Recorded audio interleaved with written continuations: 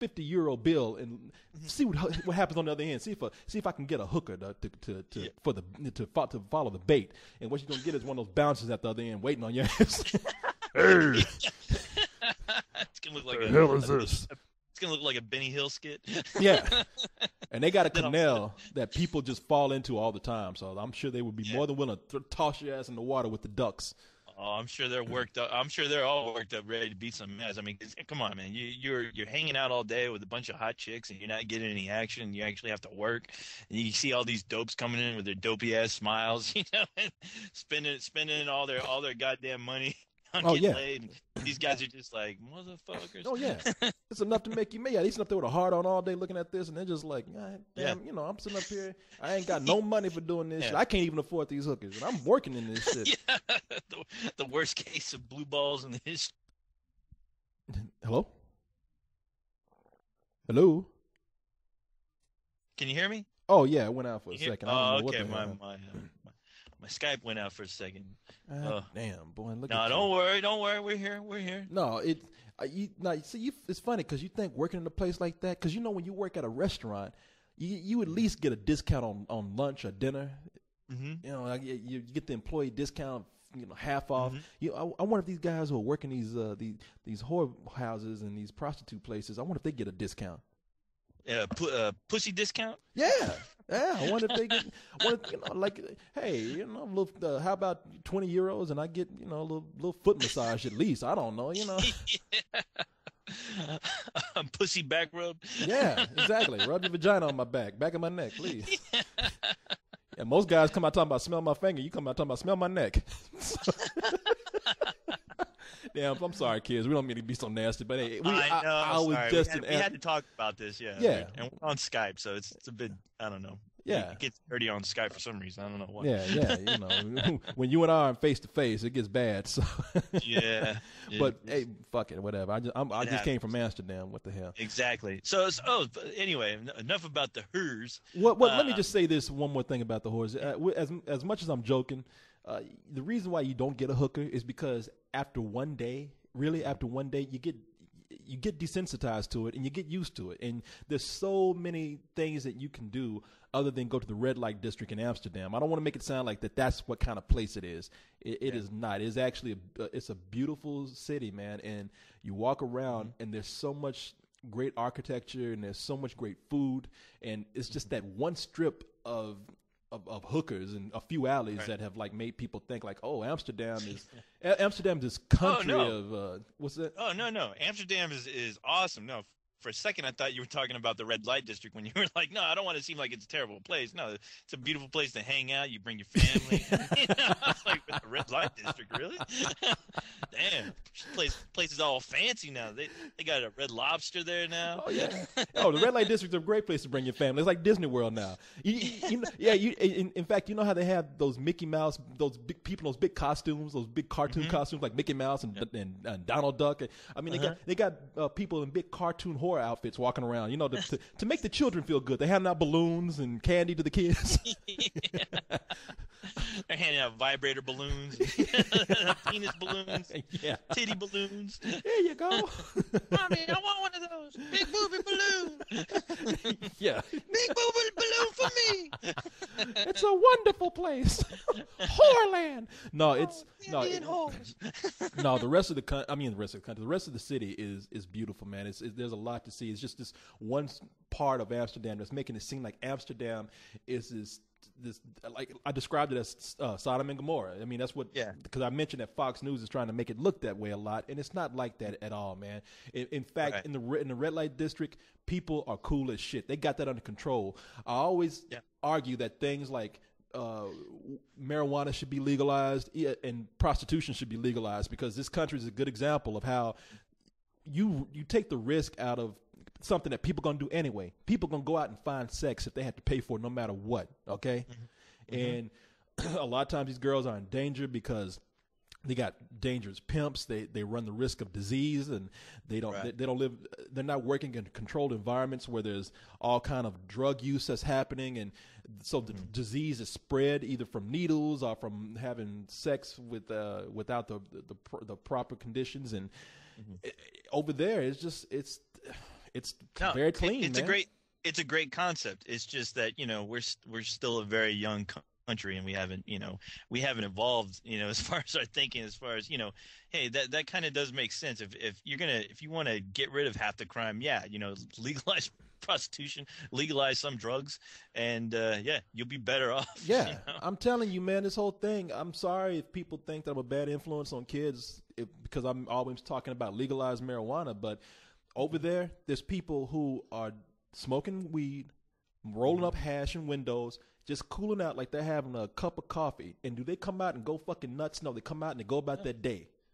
Yeah, and the city's actually making some money, so yeah, I mean, yeah, it goes back into the community. There you go. Yeah, it does. Nothing wrong with that. Ain't nothing wrong with it, man. It is insane how uptight people are about certain harmless things. I'm sorry, like I said, people gonna go out and get sex no matter what. There's worse ways to get it by raping somebody. So I'm sorry if you think I'm a nasty son of a bitch for saying prostitution should be legalized, but hey, people are gonna do it.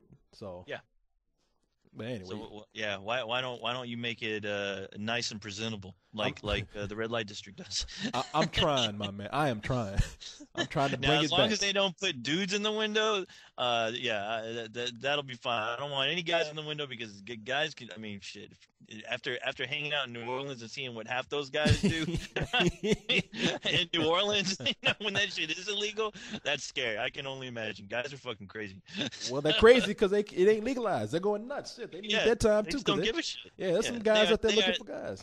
They are not classy like women. I'll tell you that much. Well, I tell you, man, the reason why guys don't really need it is because guys, and I'm telling you, as a guy who has gay friends, they will tell you, the gay man will say, hey, look, you know how it is with us. Yeah, you know guys are horny all the time, and guys are gonna fuck each other no matter what. If they're gay and they want it, they just say they ain't none of that. Let's go to dinner. Let's have some foreplay. Like, let's fuck and let's do it now.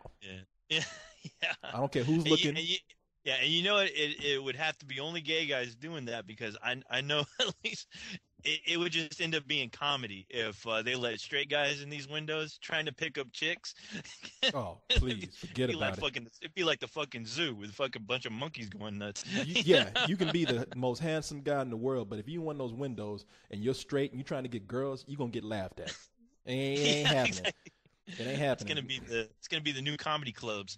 Yeah, no, gay guys, man. They'll tell you, hey, we were ready to go. It's like it makes you wish. Now, people always think they make accusations of me being gay, and they think I'm gay. And look, I can tell you I'm not, because I wish I was, because it is so easy when you're a gay man. If you want to get laid, they make it sound like it. Look, you might not get what you want that night, but you're not gonna have a hard time like you are trying. Like, to try to get the ugliest girl sometimes is hard for a guy.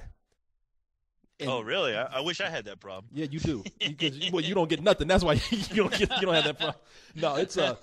No, guys are like, even for you got to do work just to get a half-ass looking girl that you want. I mean, but for us, it's like, hey, you have to work to get ugly chicks' attention. Yeah, they say, look, you know how girls are kind of, and they should be. They're kind of wary about that thing. Yeah, they don't want to. Girls aren't there trying to throw themselves to any guy, even the ones who don't have that many prospects, because it's dangerous. Yeah. But guys, come on, ugly, I'm doing you a favor. Yeah, hey, come on. You know what I'm saying? Oh, you're wrong, man. Hey, I'm trying to help you, okay? Exactly. I'm doing work for charity here. Yeah. But no, man, now they get out of that wheelchair and let's have some sex. And let's go. Jesus, how hard do I have to try for this? There's an ugly chick behind you just waiting. But man, I'll give you a real ride. Zoom. But man, they have guys are talking about, like, for that work you put into for that, we might not get what we want that night, but we're gonna get something if we want it. That's just how easy it is, because guys are horny. That's it. There's plenty of that in New Orleans during Southern decadence. Yeah, but hey, I'm surprised you don't have guys, because, like I said, guys need that thing too, but guys ain't gonna pay for it because it's too easy for them to get it. So yeah, I'm actually surprised if there hasn't been any case where somebody screamed discrimination because they couldn't be a prostitute in a window. Yeah, but that's true. I wonder. That's a good point. Yeah, who knows how they have that whole system down over there? So yeah, you ought to go investigate that. You ought to go back investigate. Fly back, Corey, and report to me Oh, next week. I know. I'm getting the hook, and I'm like, oh, this is investigative reporting. This is journalism. Yeah, try to find some chicken stories over there too. Some fried chicken stories. I'm sure they have some. In this country, I haven't seen too much. Well, in Amsterdam, the city of Amsterdam, I haven't seen too many fried chicken places, man. Not at all. They fry really? a lot of shit over there, but not chicken. You don't see no chicken anywhere. But Well, I see a new business opportunity awaiting you, Corey. but man, I ain't gonna be the one to bring it because that country already has a problem with. Well, I won't say it's a problem, but they have their for Christmas. Now I don't know. Noah could tell you the whole history of it. I'm not familiar with it enough to go into details, but they have their version of Saint Nicholas, Santa Claus, or something of that ilk, and it's a Christmas holiday character he's a saint. That's what it is. He's a saint, and he comes out, and he has these black sidekicks, and during the parade every year, this saint comes out. And he's followed by his black sidekicks, who are usually white people in blackface. Oh no! God, we can't get away from that, can we? And I'm like looking at this, and I don't get mad because even a few of the black people over there, they're kind of like, well, we grew up with this, and that's the crazy thing. You see a lot of black people speaking Dutch. You see everybody over there speaking Dutch. Uh-huh. Yeah, you see Asians. I just found a picture online of what you were talking about, and it's this Look guy. at you. You know what? It looks like it looks like the Pope, except he somehow managed to age like 50 years without a haircut. And yeah, it's like Santa Claus dressed up as the Pope, and you have a bunch of people in blackface with red lipstick on. Yeah. And it looks like something out of fucking Alice in Wonderland. Yeah, fucking crazy. It's like instead of Santa Claus being drawn by 8 tiny reindeer, he's being drawn by 8 tiny black faces. Yeah, it's crazy. I mean, and the black people, there was one guy I hung out with, a real cool guy named Ryan, and Ryan is really cool, man. He's like he's a pilot and a young guy too. He's a pilot, and he said he's gonna come over and take us flying sometime. We always say this shit, it never happens, but he's a black dude. Where's he gonna fly us? I don't know, around the block. Yeah. But he's so this dude, man, he was talking about how the blackface thing, he wasn't too comfortable with it, but he said it's just something that you grew up with. And see, this is where we don't get mad, people, because we know that they didn't really mean anything by it. It's really a cultural thing for them. Now, do I think as we become more international, should they be more sensitive to something like that? I think so. But I'm definitely not over there protesting, and I got a picket sign in my hand saying, I will boycott this country until you get rid of the black faces. Yeah, you run in the middle of the parade. Stop this. What the fuck is going on around here? Enough is too much. Are you gonna be like the black sheriff in Blazing Saddles? Like, who the fuck is this guy? He wore a blazing saddle. Yeah, I'm out there dressed up in my cowboy outfit. You know. Now look here. Hey, somebody did send me a picture with you wearing a pink cowboy hat for some reason. I don't know.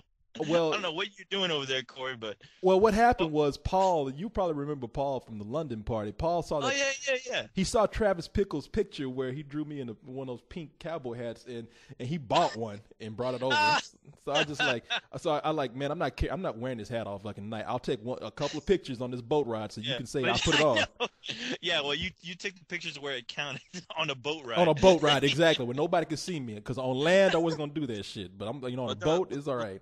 Well, don't worry, because they're all over the internet now. So yeah, but hey, look, the blackface minor complaint. Amsterdam's a beautiful city, and like I said, most of everybody's used to what we consider to be some of the rogue behavior, the roguish behavior that goes on there. But for the rest of the place, I mean, it is beautiful. Nice cafes to eat in, like I mentioned, wonderful architecture. It is great. So I highly recommend people visit. Then I went ahead and came on over here to Croatia, which is it's a nice place, man. Again, a lot of great architecture. But talk about a country where you totally stand out.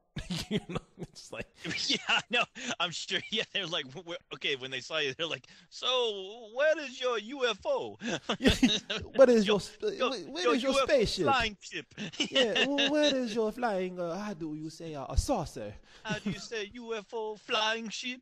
Where's the space flying thing you came down in? Space flight. Yeah, yeah. Where are your antennas? You know. Your